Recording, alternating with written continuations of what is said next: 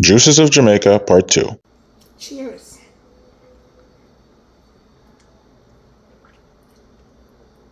That's really refreshing. So here's another episode in the Juices of Jamaica series. This is another carrot juice. Now we are going to blend your carrots with water. Then you're going to strain it. I double strain just to make sure I get everything out. We are going to add the Dragon Stout. You can also add Guinness Stout if that's all you have, not the draft. Condensed milk, some cinnamon, and nutmeg. Then we're going to mix that all together, and now you will strain one more time to get rid of that excess nutmeg, cinnamon, and you serve this chilled over ice. Full recipe will be up on my website. Make sure you check them out and let me know what you think in the comments. Save this video so you don't lose it.